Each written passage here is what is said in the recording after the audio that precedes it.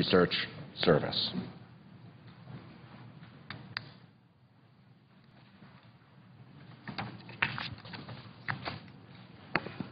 Mr. President. Iowa.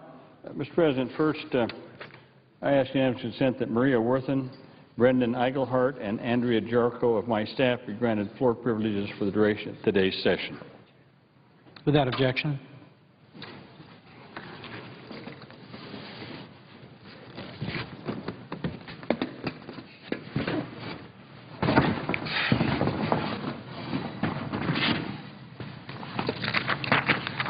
Mr. President, just before the previous Easter recess, I came to the floor to talk about a truly remarkable American, a visionary, a dreamer, an adventurer, most importantly, a young man who's devoted himself to service to others far above and beyond the call of duty. The young man's name is Matt Rutherford. He's a 31-year-old. He just turned 31 about a week ago. Ohioan, and here's what he has done in almost the last year. On June the 13th of last year, this then 30-year-old young man got on board a 36-year-old, 27-foot-long Alban Vega sailboat. Got it? 27-foot-long, 36 years old, small sloop rig sailboat, and he set out on one of the most audacious adventures ever contemplated by any sailor. He set out to circumnavigate the Americas solo and nonstop. So here's what he did. So on June 13th of last year, he left Annapolis on this small 27-foot sailboat. He sailed out of Chesapeake Bay. He sailed up around Nova Scotia, Newfoundland, Labrador, all the way up by Greenland, all by himself, and then sailed the Northwest Passage all the way through the Northwest Passage here. He's been certified, I think, if I remember right, he has been certified by the Scott Polar Institute in Cambridge, England, has recognized Matt as the first person in recorded history to make it through the fabled Northwest Passage alone and nonstop in such a small sailboat. So he came through the Northwest Passage, rounded Alaska, went from Alaska all the way down to Cape Horn.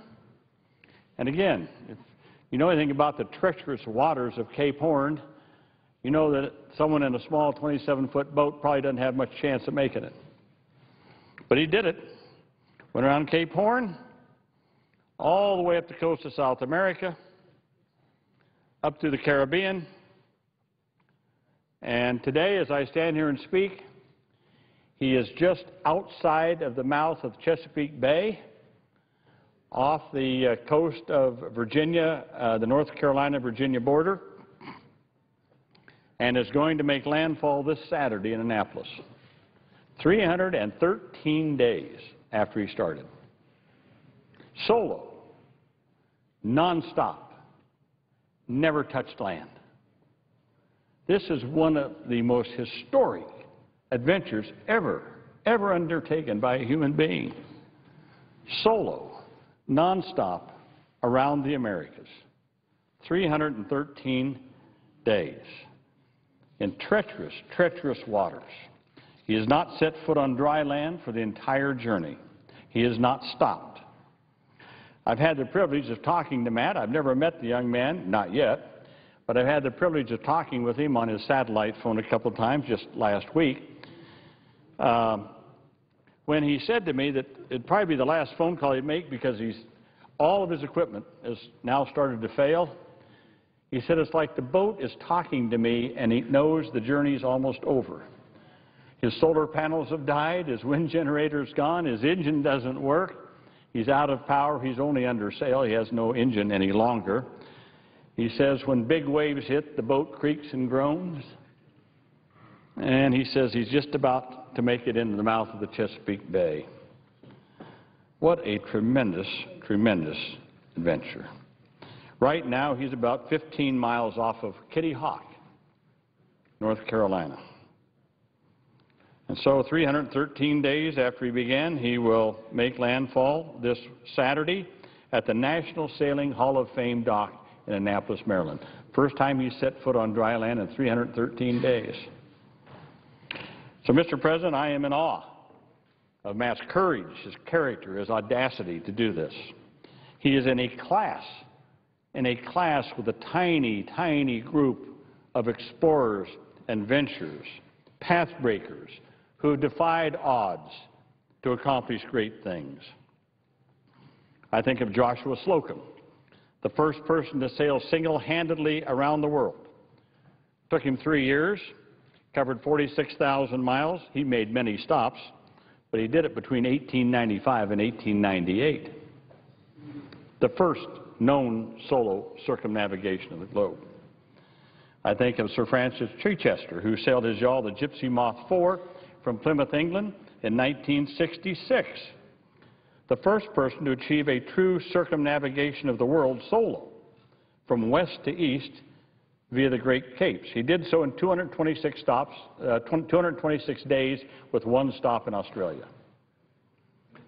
I think of Dick Rutan and Janet Yeager and their Voyager aircraft, which is now hanging down in the Smithsonian. In 1986, the first to fly around the world nonstop without refueling.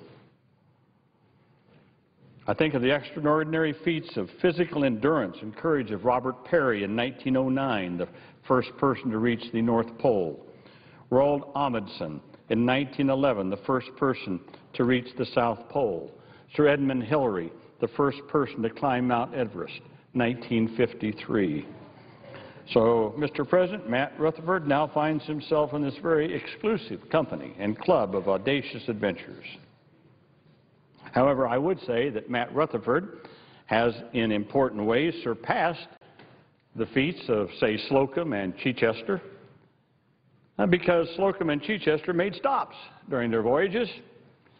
Matt is accomplishing this solo, nonstop, on a small 36-year-old boat, 27 feet long, best suited for weekend sailors who don't want to venture outside of Chesapeake Bay. As I said, the Scott Polar Institute in England has already recognized him as the first person in recorded history to solo make this sail through the Northwest Passage in a small sailboat. But here, again, is where Matt is in a class by himself. Why is he doing it? Yes, he's going to set a very fantastic record. It's never been done before. But he's doing it to raise money for the Chesapeake Region Accessible Boating, CRAB for short. It's an Annapolis-based organization to provide sailing opportunities for physically or developmentally disabled persons. Well, you can see now why I'm so interested in this. As the lead sponsor of the Americans with Disabilities Act, I'm deeply impressed by the fact that Matt has undertaken this historic voyage in a cause larger than himself, to make it possible for more people with disabilities to have the opportunity to experience and enjoy boating and sailing. One of the fundamental goals of the Americans with Disabilities Act is that people with disabilities should be able to participate fully in all aspects of society, and that includes recreational opportunities like sailing, which can be exhilarating and empowering for children and adults with a wide range of disabilities. So, Mr. President, I salute Matt for his courage. He's almost home. He'll be here this Saturday. Here's a young man sitting on his boat. I assume that picture was taken when he was up in the Northwest Passage because he looks pretty cold. But a young man with extreme courage. What an audacious undertaking. People advised him no, that he could never do it, that the odds of him surviving were very small through all these treacherous waters. but he decided to do it nonetheless and is setting a tremendous record. So I salute him for wanting to share his love of sailing with the disability community, for using his adventure to raise awareness and expand access to sailing for Americans with disabilities. I say to all, if you want to learn more about Matt and the mission, you can go to his website. It's very easy to remember. It's just solotheamericas.org. www.solotheamericas.org. And you can go back and follow him through this entire journey around the Americas, solotheamericas.org. So I applaud Matt Rutherford for his vision and spirit. I wish him safe passage during this final leg of his epic journey. I hope to have the honor of meeting and thanking him upon his return. Matt Rutherford is one of those remarkable human beings who dream big, driven by big challenges, who refuse to accept the limits and boundaries that so-called reasonable people readily acknowledge, who puts aside fear in order to accomplish great and good things, not just for himself, but for others. That is Matt Rutherford. I, again, applaud him for his courage and for just sticking with it through all of that. It is one of the great feats of ocean sailing that has taken place in the entire history of sailing the great oceans. So he'll be back this Saturday, and as I said, we hope that he has fair winds in the following sea for the next 4 or 5 days.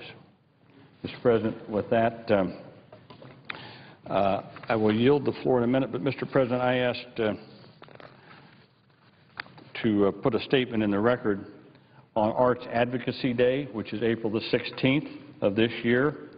Our Help Committee recently had a hearing on education in the economy, and quite frankly, one of the things that came out was that we need to produce more graduates who are creative and collaborative, and that means we need to value the arts in our society and teach it in our schools.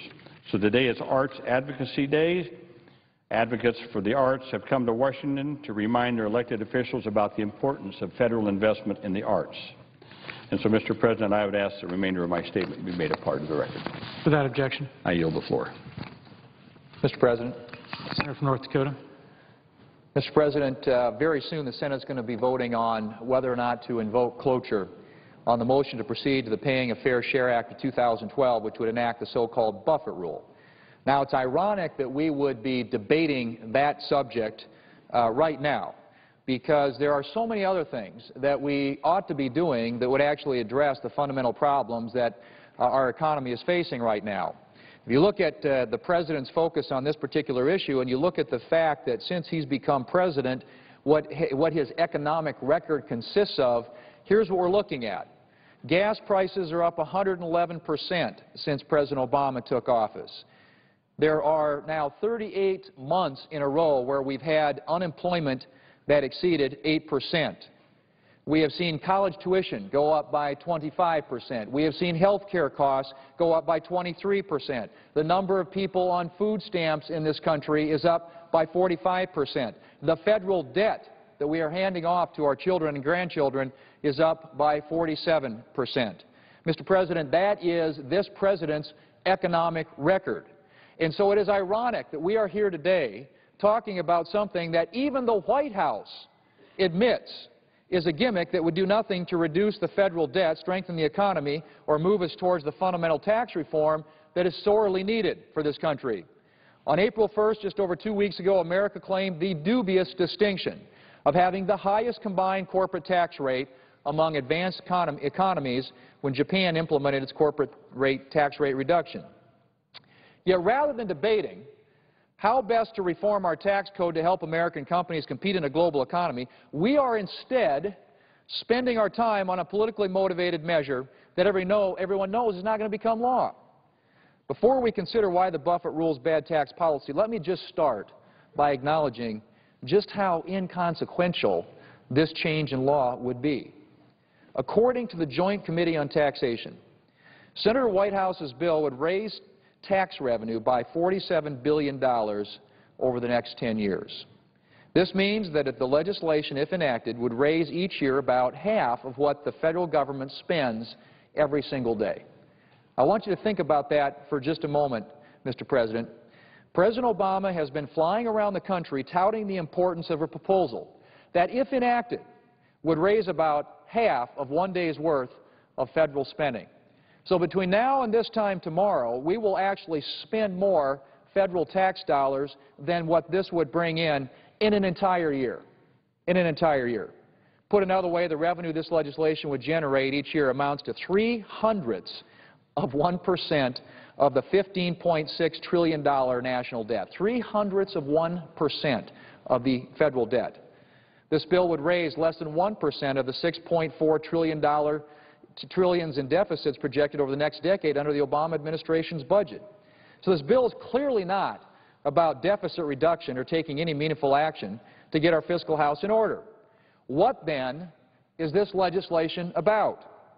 The President and many Democrat members of Congress have stated that they believe the Buffett Rule is about, quote, tax fairness, end quote. Their view is that wealthy Americans are not paying, quote, their fair share. Well, unfortunately for supporters of this legislation, the facts simply don't support that view. According to the Organization for Economic Cooperation and Development, the United States already has the most progressive income tax system among its 34 member nations.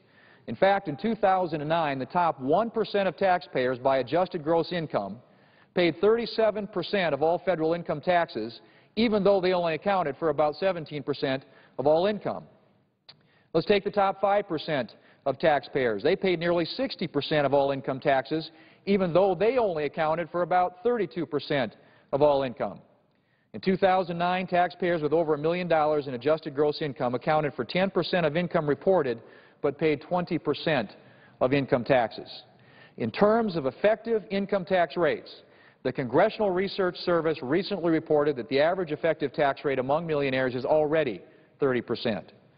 Now, it's true that some millionaires, like Warren Buffett, pay a lower effective tax rate because they get a large percentage of their income from capital gains and dividends. Let's be clear about that. The lower tax rate on investment income isn't a tax loophole. It is the result of a deliberate policy by Congress and past presidents to encourage new investments in our economy. In fact, in 1997, a Democrat President, Bill Clinton, signed into law a reduction in the capital gains tax rate from 28% down to 20%. What was the result of that rate reduction? Taxable capital gains nearly doubled over the next 3 years. Unemployment fell below 4%. And the increased federal revenue from capital gains realizations helped achieve a federal budget surplus. But rather than learning the lesson that lower taxes on investment income leads to more investment and job creation, the Buffett tax, Mr. President, would take us in the opposite direction. The Buffett tax is nothing more than a backdoor tax on the nearly 60% of all capital gains and dividend income that is earned by upper-income taxpayers. Now, we can debate about how best to encourage new investments in clean energy and high technology or in other important sectors of our economy. But I hope we can all agree that raising taxes on these investments is not the best way to encourage them. We should bear in mind that the current U.S. integrated dividend tax rate is 50.8%, the fourth highest among OECD nations. It is bad enough that America now has the highest combined corporate tax rate among developed economies. Now, perhaps some supporters of the Buffett tax would also like us to have the highest tax on investment income as well. Simply put, the Buffett tax is a solution in search of a problem. Wealthy Americans are already paying a huge share of income taxes. And for that small minority of wealthier Americans, such as Warren Buffett, who feel compelled to pay higher taxes to the federal government, I propose, Mr. President, that we make it easier for them to do so. And so last October, I introduced the Buffett Rule Act of 2011, which currently has 40 co-sponsors here in the United States Senate. My legislation would create a box on the federal tax form that individuals or businesses could check if they wish to donate additional dollars to the federal government for debt reduction. We should make it as easy as possible for those who want to pay higher taxes to voluntarily make those payments. But let's not impose a new tax on entrepreneurs and small business owners who believe they can spend their own dollars better than Washington can. Some have attempted to characterize this bill as a step towards comprehensive tax reform. When I say this bill, I'm talking about the bill that we're going to be voting on later. Unfortunately, it is exactly the opposite. Comprehensive tax reform is needed for many reasons. But one major reason is because we desperately need to simplify our convoluted tax system. Yet how is a bill that adds a new layer of complexity to our tax code a step toward comprehensive tax reform? It's bad enough that we already have an alternative minimum tax that snares millions of American families. The Buffett tax, if it's enacted, would become an alternative minimum tax alternative. It would be a new layer of unnecessary complexity on top of an already existing layer of unnecessary complexity. We should not forget that the alternative minimum tax was originally put in place back in 1970 to ensure that 155 wealthy Americans paid a higher rate of tax. Yet this year over 4 million Americans are going to be hit by the alternative minimum tax. And in fact, if Congress does not act to enact an AMT patch for tax year 2012, the Congressional Budget Office projects that more than 30 million Americans will be subject to higher taxes due to the alternative minimum tax. Clearly, Mr. President, Congress's record of targeting tax increases at only the very wealthy is not very good. The Obama administration has stated that its intent is for the Buffett Rule to replace the existing alternative minimum tax. Yet, according to an analysis by the Joint Committee on Taxation, replacing the existing AMT with the Buffett tax would add nearly $800 billion to the deficit over the next 10 years. It is time for the gimmicks to stop and time for the Senate to get serious about the real tax issues that are facing us. The reality is that we have a $5 trillion tax increase over the next 10 years, which would be the largest tax increase in our nation's history, staring us in the face come next year. If we don't act to extend the lower individual tax rates, the lower estate tax rates, the lower rates on capital gains and dividends and other expiring provisions, our economy will face a tax increase of over $400 billion just in 2013. Allowing the 2001 and 2003 tax rates to expire would be an enormous tax increase on our economy, equal to roughly 2.5% of our entire GDP. According to the Congressional Budget Office, allowing this new tax increase to go into effect would slow GDP growth between 0.3% and 2.9%. That would mean the loss of at least 300 jobs and could mean the loss of as many as 2.9 million jobs. This massive tax increase could be the difference between a sustained economic recovery and falling back into recession. Yet here we are today, discussing a bill that would not extend tax relief for hardworking Americans. It would not forestall a massive tax increase on our economy. The bill before us would do one thing, and one thing only, and that is target higher taxes on a small subset of our population in order to serve a political purpose. It is time to end the class warfare of pitting one group of Americans against another and instead move forward with ensuring that tax relief is there for all Americans. I hope that once the cloture motion fails later today, we can pivot to what most American people want us to do, and that is to enact measures that grow the pie, to expand our shared prosperity rather than the politics of envy and wealth redistribution. The opportunity cost of all these tax-the-rich proposals offered by our Democrat colleagues, whether the millionaire surtax or the Buffett tax, is that they distract us from what really should be our focus, and that is fundamental tax reform. The former director of the CBO, Doug Holtz-Eakin, recently released a study in which he estimated that comprehensive tax reform could raise the rate of GDP growth by at least 0.3 percentage point annually. This faster rate of GDP growth would result in increased federal revenues in the range of $80 billion to $100 billion each year, much more than the Buffett tax is projected to raise. And so I would say to my Democratic colleagues, if you want tax policy that raises more federal government revenue, broad-based, comprehensive tax reform is the way to get there. But, of course, tax reform is going to be difficult, and it's going to require presidential leadership, much as it required presidential leadership back in 1986.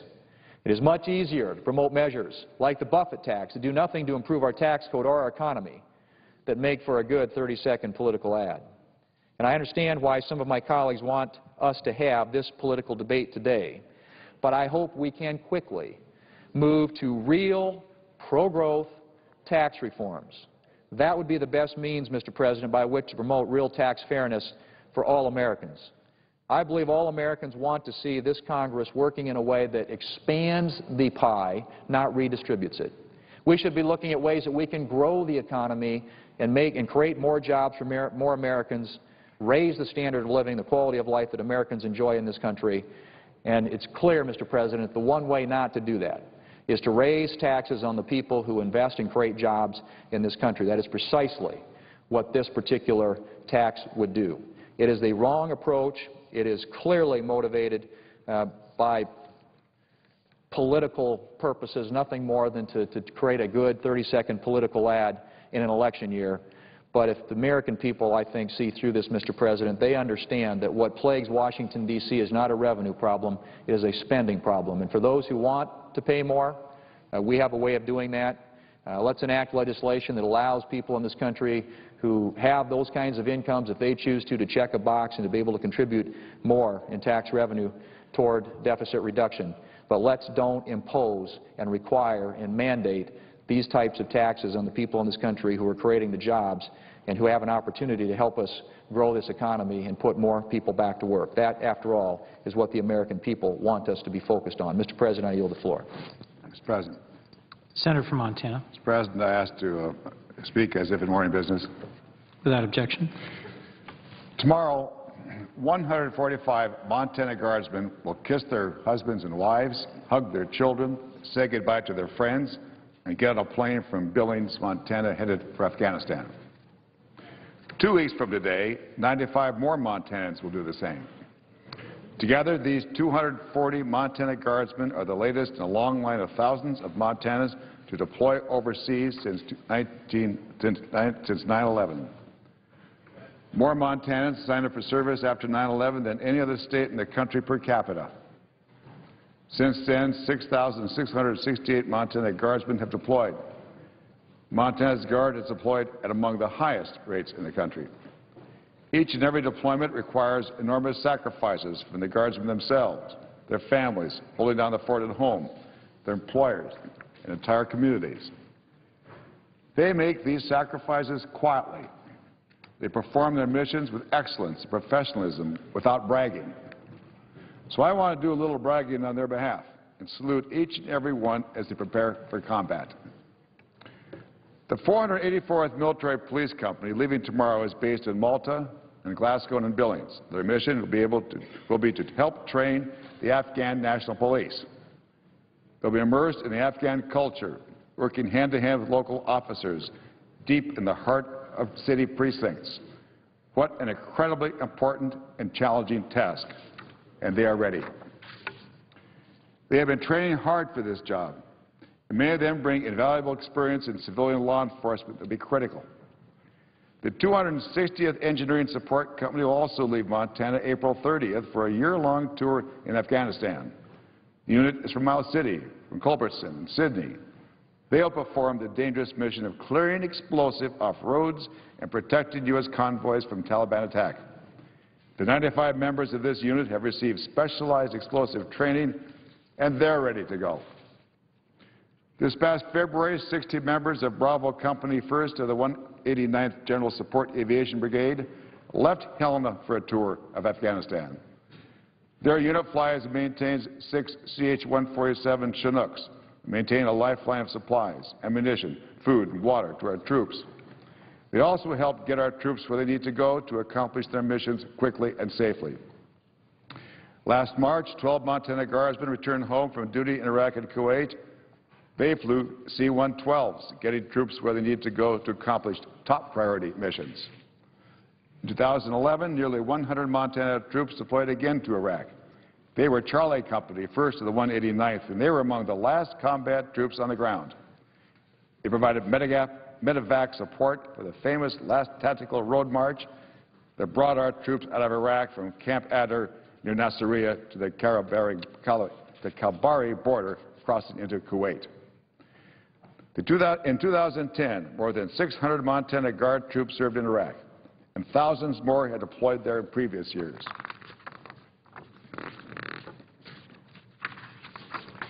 Our Air Guard has been busy. In 2010, 99 members of the Red Horse Squadron, an engineer unit, spent a year working in Afghanistan. They built just about every kind of structure you can imagine to support the mission on the ground, from fixing airfield so our troops can land and take off safely, to constructing observation towers, vital to intelligence on the ground, to drilling wells to bring water to some of our most of the dangerous parts of the country. At the same time, dozens of Montana airmen have deployed to support the Air Sovereignty Alert in the Pacific. They are our first line of defense in the Pacific, on call 24 hours a day, 7 days a week. On top of all this, 53 Montana airmen deployed individually to support missions over the course of the past year in Bahrain, Cuba, Djibouti, Kuwait, Kyrgyzstan, and a number of other locations around the world. And the Guard has their mission at home as well. When flooding hit Montana last spring, Montana National Guard troops were some of the first folks to respond with a helping hand. When Highway 12 was washed out, the town of Roundup basically became an island, and the Montana Guard was their bridge, carrying supplies back and forth. So it's an understatement to say these guys are busy. They're volunteers, and they're balancing their military service with their civilian careers at home. We can't thank them enough for what they're doing. It's hard to really capture the nature of the service unless you've seen it firsthand. During my visit to Afghanistan, I was so impressed by the service and the professionalism of our troops serving there. They were just remarkable. One brief story from a Guardsman serving in Iraq in 2011 captures the spirit of those men and women who served. Montana Specialist Civilicek was serving as a medic in a convoy near Balad. His convoy hit an IED, which cut SPC's Civilicek's arm with a shrapnel, cut his ears up too. Instead of tending to his own wounds, Specialist Civilicek immediately sprang into action, providing medical care to his fellow soldiers. That's remarkable, but it's not uncommon. That's exactly the kind of spirit that these troops have. Our nation has been at war now for more than 10 years. These men and women represent 1% of our country serving in the military that are bearing heavy load of the rest of us. Mr. President, I have a lot more to say on this subject. I know a lot of senators here on the floor wish to speak. I'd go on and on and on about the valor, about the courage and the dedication of these wonderful men and women, but in the spirit of cooperation and compromise here this afternoon, I yield the floor. Mr. President. Senator from Wyoming. Thank you, Mr. President. Mr. President, I've risen many times over the past 3 years to talk about the bad policy choices of the Obama administration and the harmful effects of these policies on our economy and on the American people. In many ways, the President's decision has made things worse in our country. The bill before us today would impose what's being called the Buffett tax. It's just one more example, Mr. President, of a policy that will hurt our economy, not help it. This tax will take money from the pockets of small businesses that they would use to create jobs. More than a third of all business income reported on individual returns would be hit by this tax increase. Back in September, President Obama said that this tax hike on American families would raise enough money, this is the President said this, he said it would raise enough money not only to pay for his increased spending, but he said, quote, to stabilize our debt and deficits for the next decade. He said back then, he said, this is not politics. He said, quote, this is math. Well, of course, we now know that the Buffett tax is about only one thing, politics. The increased tax revenue would amount to about $5 billion this year, which is about the same amount of money that Washington will borrow over the next day and a half. The President would have to collect his so-called Buffett tax for more than 200 years just to cover the Obama deficit from last year alone. That's not just math, my math. That's the math from the Joint Committee on Taxation. The Buffett tax won't fix Washington's debt, because Washington doesn't have a revenue problem, it has a spending problem. Even one of President Obama's top economic advisors finally admits that the Buffett tax will not, quote, bring the deficit down and the debt under control, close quote. Based on his record, it is clear that the president would not put a single dollar raised by his new tax toward the debt. He will just spend it. So the president has now changed his story once again. Now he says that this is no longer a way to pay down the deficit. Now he says it's just a matter of fairness. Well, President Obama has been using the word fair in quite a few of his campaign speeches lately. It's a word of great appeal to most people. Just like hope and change, the buzzwords of the 2008 presidential campaign, people can interpret it to fit their own meaning. President Obama's idea of fairness doesn't match up with the American people's idea of fairness. And Senator McConnell made reference to this today in an editorial that I've written in Investors Business Daily. President Obama thinks it's fair that our children and grandchildren will be burdened with debt because of Washington's reckless spending, like borrowing 42 cents of every dollar it spends so far this year. President Obama thinks it's fair to pile another $40,000 of debt onto every household in the United States over the last 3 years. President Obama thinks it's fair to use college students as props for his campaign-style rallies without explaining how his bad policies will leave them in debt. President Obama thinks it's fair to force hardworking taxpayers to subsidize a wealthy person's purchase of a hybrid luxury car because it fits into his idea for American energy.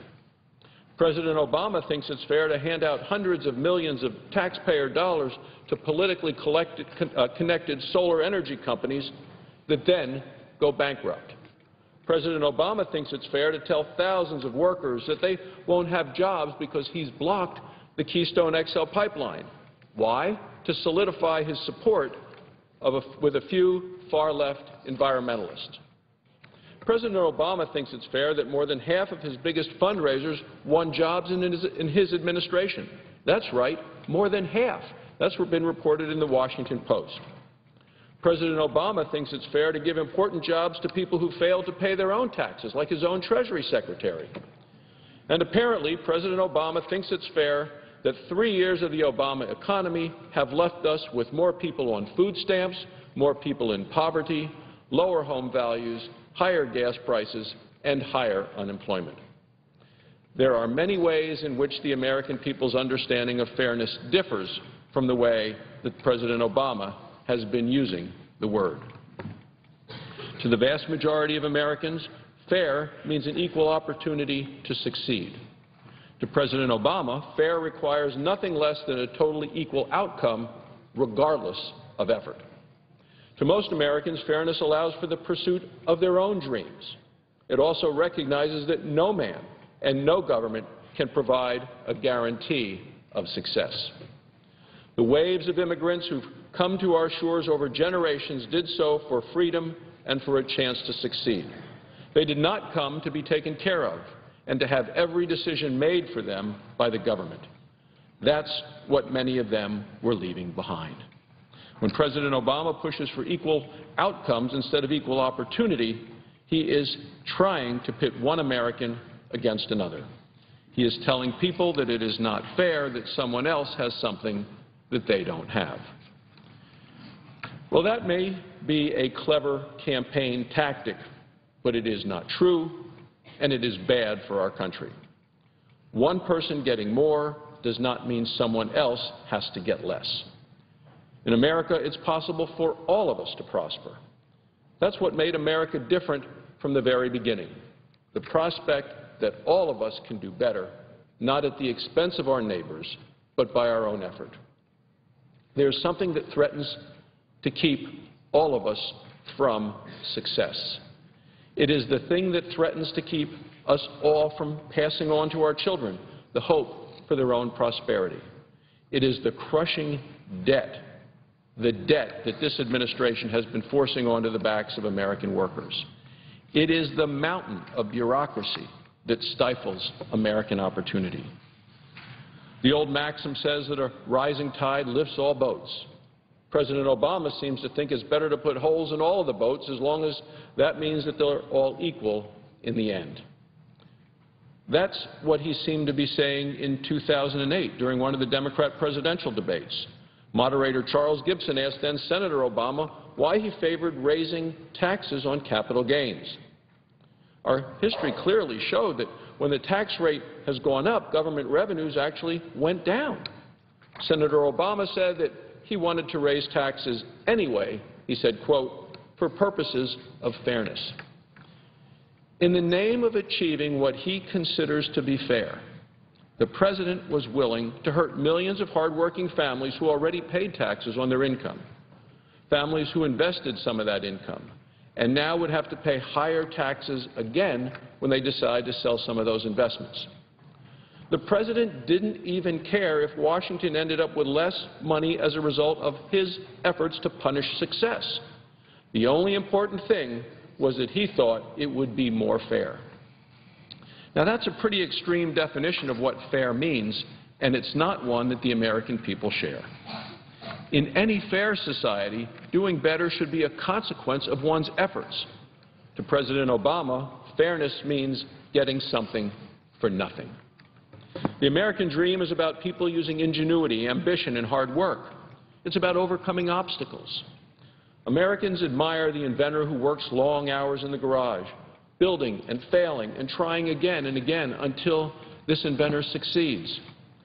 Americans speak with pride about having worked their way through college, washing dishes, pouring concrete, flipping hamburgers, whatever it took for them to reach their goal. Most Americans don't speak with pride about being bailed out by Washington or cashing a government check. The idea of people earning their success has been a vital part of our nation's character since our founding. It does not come from government. It cannot be redistributed.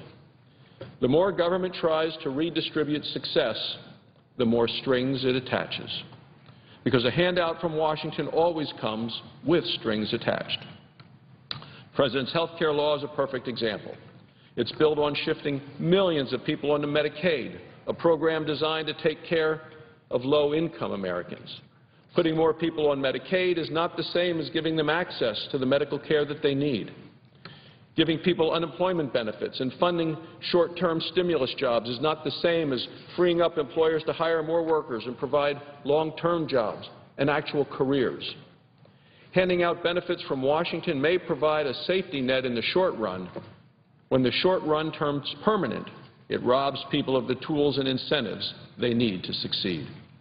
It does even greater damage to our economy when President Obama pays for it by piling more debt on the backs of American taxpayers. We all recognize the value of the social safety net. None of us, I repeat, none of us want to eliminate that protection. To be true to this country's greatest traditions, it must be a real safety net to catch people from falling. It must never become a net to entangle those so that they cannot rise, nor a comfortable hammock on which they choose to recline. Somewhere along the way, Washington twisted the honorable American impulse to care for the least fortunate among us. That shift now threatens to produce a culture of dependency, a culture that weakens our society and hurts the people it was meant to help. A half-century ago, John F. Kennedy appealed to the great spirit of America when he said, "Ask not what your country can do for you." He said, "Ask what you can do for your country." Today, the Obama administration is trying to make Washington irreplaceable in the lives of Americans. The great irony, the great tragedy, is that no one is more trapped by this failed redistribution than the poorest, the people that the President so often claims to be trying to help. That's part of the downside to the culture of dependency. It's why Washington can never provide for people as well as people could and should provide for themselves. President Obama is focusing on fixing all of the faults he sees in the American people. Republicans are focusing on giving the American people the opportunity to succeed using their talents and their hard work. When Washington tells people, "Don't worry, your government will take care of all your needs," it does them no service. It only deprives people of their freedoms to make their own choices, to stand on their own 2 feet, and to earn their success. The American people don't want Washington to pick winners and losers. They want a fair chance to win on their own. That's why asking for a clear and a limited set of rules and the assurance that those rules apply to all of us, even those who donate to President Obama's re-election campaign. They're asking that the rules not change on the whims of some unelected bureaucrat in Washington. They want to know that they will have the right to control people's own choices. President Obama says it's fair for Washington to make the decisions so that everyone is equal in the end. He says it's fair to take more money from hardworking families and small businesses through the so-called Buffett tax that we're debating today. Mr. President, tax increases won't help our fragile economy, and they won't put the brakes on Washington's out-of-control spending. Republicans want to promote economic growth for everyone, not equality of outcome at everyone's expense. Despite what President Obama may believe, America is not an unfair place. True fairness requires equal opportunity so that all may pursue their American dream.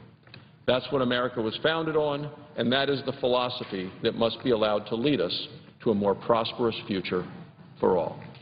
Thank you, Mr. President. I yield the floor. The senator from Maryland. Mr. President, I rise to speak on the Buffett Rule. Mr. President, how much time is allocated to me? There are 18 minutes remaining on your side of the aisle. Mr. President, I'll take 5 minutes, no more than 5 minutes. Mr. President, I support the Buffett Rule because I do believe in fundamental fairness, that if you live in the United States of America, that you benefit from the United States of America, both its national security and its public institutions and the public progress because of that, like public education, land-grant colleges, that you need to pay your fair share. This is what America's all about, fairness, and that we're all in it together.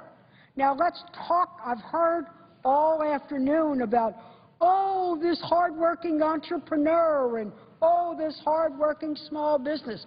Mr. President, nobody gets to be that hardworking entrepreneur without the United States of America. They've gone to public schools. They've enjoyed public transportation. I could go through a variety of public institutions, safety in our dam, now cybersecurity, wars that are fought by our military for which they won't go or will never go. So, Mr. President, we need to have a way of paying our bills. And when we hear the great President John F. Kennedy quoted saying, ask not what your country can do for you, but what you can do for your country, it's called pay your share. Now, let's talk about what the Buffett Rule actually is and what the gentleman from Rhode Island is advocating, and I salute him for offering it. This would ensure that high-earning Americans who make more than $1 million a year pay at least 30% income tax on their effective rate, on their second million. Let me repeat what this is. Your first million, you keep at the same tax rate that it is right this afternoon.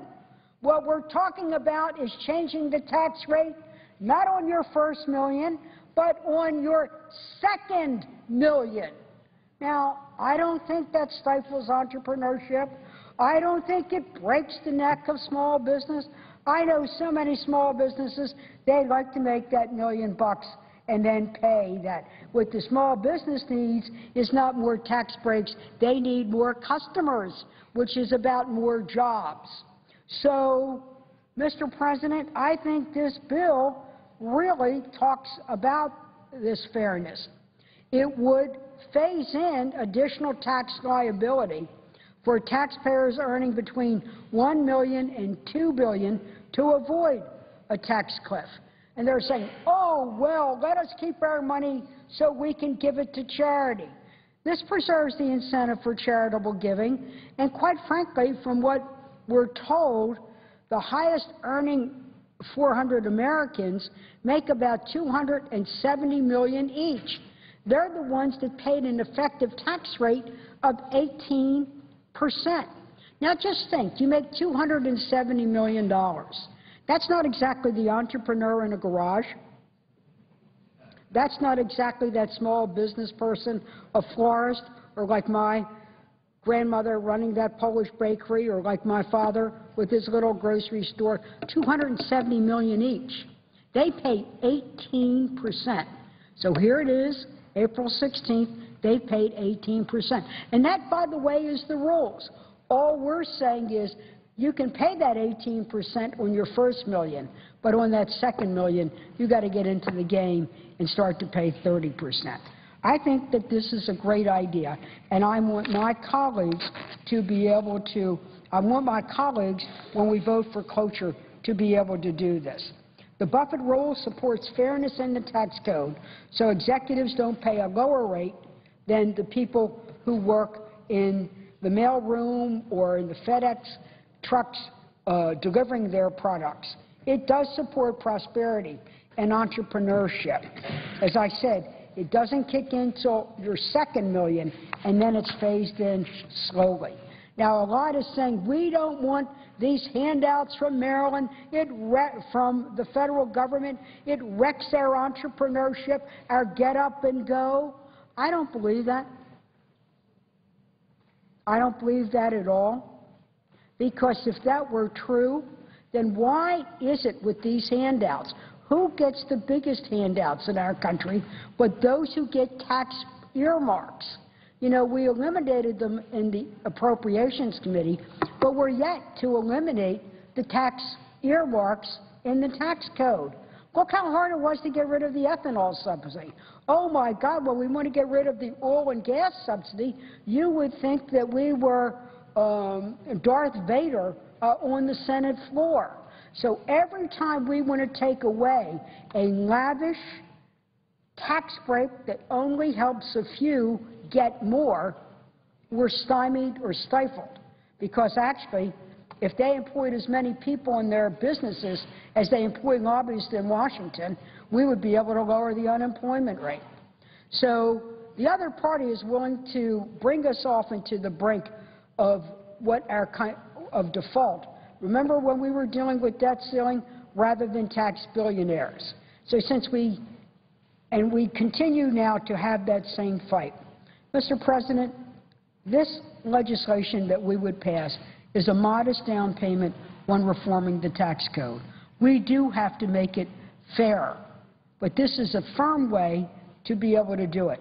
Sure, we've got to look at the corporate tax code.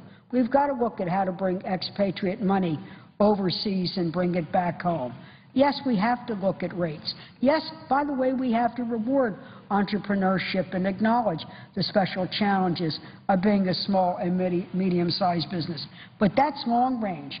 And under the arcane rules of our Senate, we're now so stymied in bringing up that legislation, we could at least take one giant step forward to make our tax code fair by passing the legislation called the Buffett Rule, named after Warren Buffett, one of our great American people, a guy who really gives capitalism a real meaning in our country. But he says, let me pay, and people like me, pay the same rate of taxes as my administrative assistant in the front office. I think Buffett had a good idea. Let's codify it. Let's pass it in the Senate today. Mr. President, I yield the floor.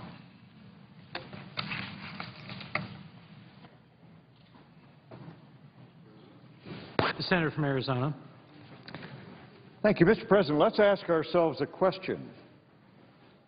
What's the purpose of taxes? Do we tax people to punish them for their success, or do we do it to raise revenue for the government? Well, the answer, of course, is that at least up to now, the purpose of taxes is to raise the revenue that the government needs to perform its duties, and to do that in the least harmful way possible. President Obama, however, has a different idea about the purpose of taxes. He thinks the government should take more from some people just because they're rich,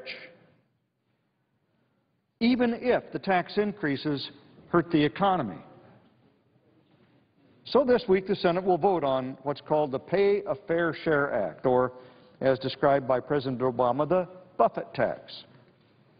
This legislation would create a new 30% alternative minimum tax for filers who make $1 million or more, which would include many successful small businesses. Unfortunately, the legislation would hurt small businesses more than it would raise revenue for the government.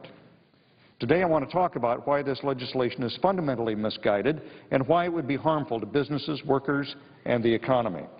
The Buffett tax may make for good politics for President Obama on the campaign trail, but it's bad policy. It's deeply flawed. First, let's start with its premise. There's a key misconception about Warren Buffett's tax rate. The notion that Mr. Buffett pays a lower tax rate than his secretary is based on a fundamental misunderstanding of the tax code. Mr. Buffett, and I would add many older Americans, obtains most of his income from investments. That income is taxed at the capital gains rate. Mr. Buffett and President Obama would have us believe that capital gains income gets preferential treatment in the tax code, but that doesn't tell the real story. Capital income is actually taxed twice. First, it's taxed at the 35% rate that corporations pay on their income. It's taxed. The money's paid to the government. And then it's taxed again when the distribution of capital gains or dividends is made to the investors, when it's passed on to shareholders as dividends or capital gains. That means that the tax rate is already far higher than 30%. It's actually not exactly 30 plus 15, but it is higher than 30, and it's closer to 45. President Obama ignores these facts when he says Mr. Buffett pays a lower tax rate than his secretary. You have to count it twice, not just the second time. And that leads me to my second point, the fairness of the current tax code. Does it really favor the wealthy at the expense of others, as President Obama argues? Perhaps one could cherry-pick some random statistics to show that one person or another pays more or less, but the actual tax numbers show the real progressivity of the American Internal Revenue Code.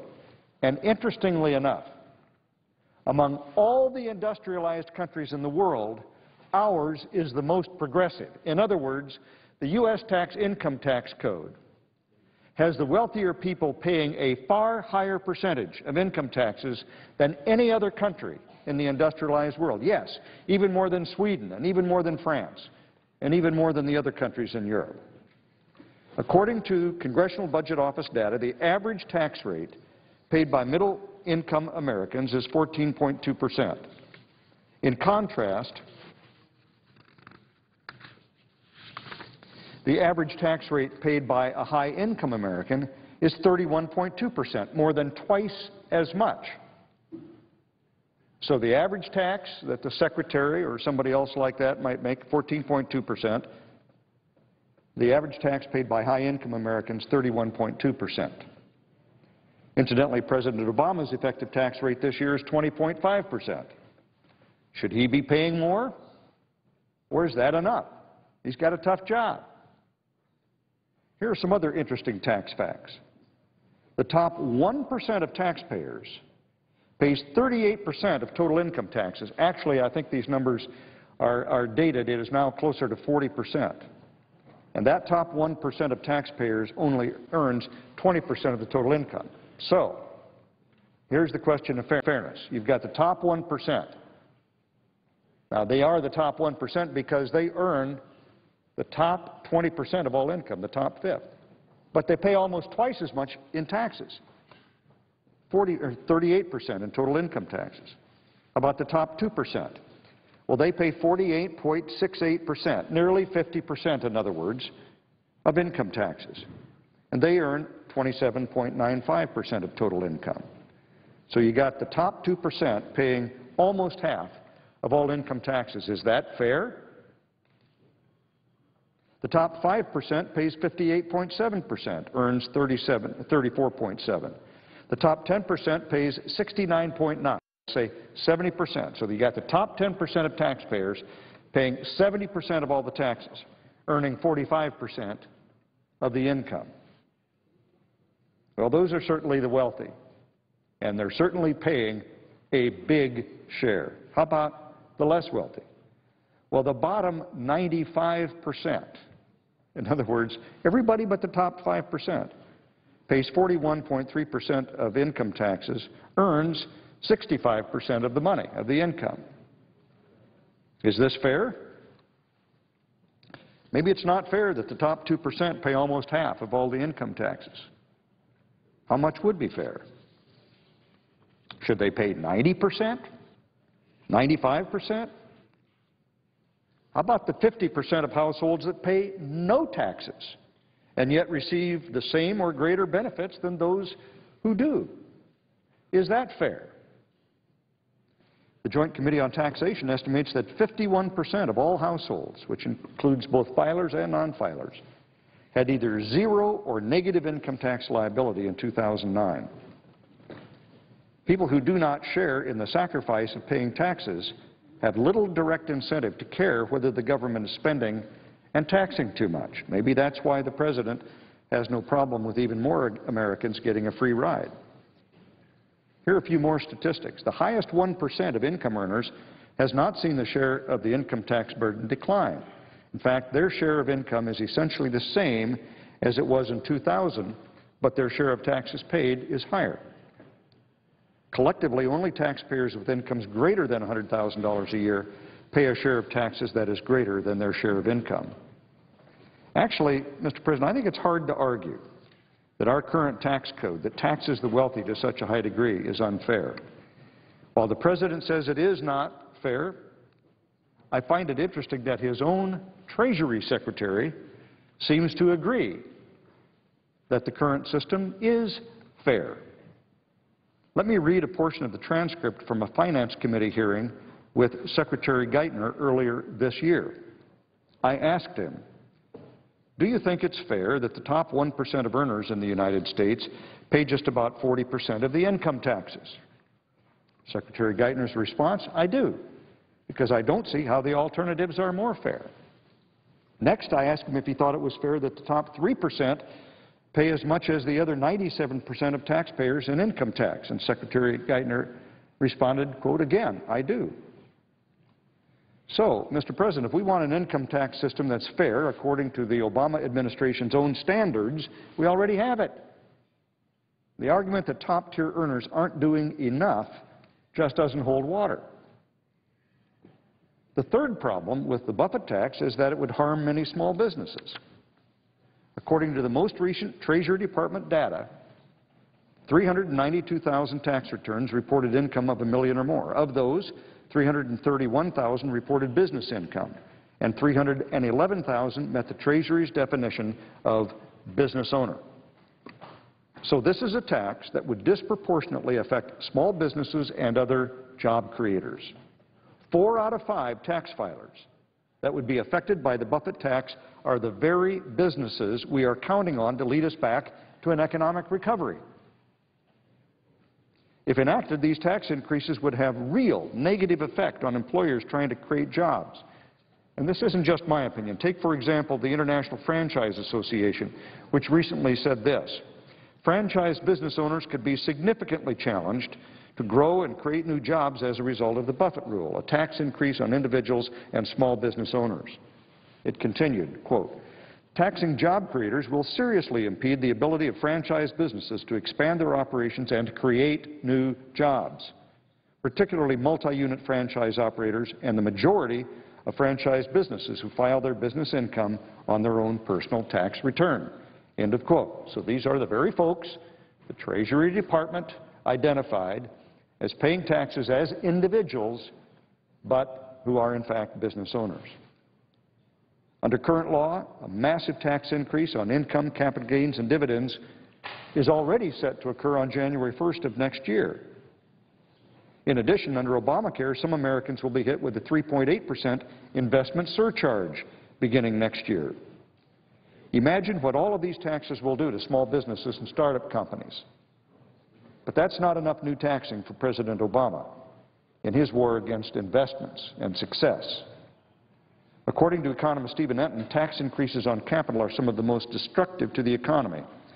He estimates that tax hikes on capital gains, dividends, and the top two individual tax rates, which are already scheduled to occur in 2013, will shrink the economy by 6%, will lower wages by 5%, will decrease capital stock by almost 16%, and will lose the federal government almost $100 billion in tax revenue. Adding an additional Buffett tax on capital will only decrease wages and economic growth even further. Why is this? Because high taxes on income, particularly investment income, depress capital formation.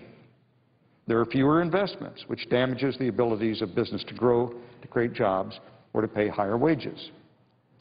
I challenge my colleagues to ask a room full of economists this question: does increasing the cost of capital lead to higher or lower economic growth and job creation?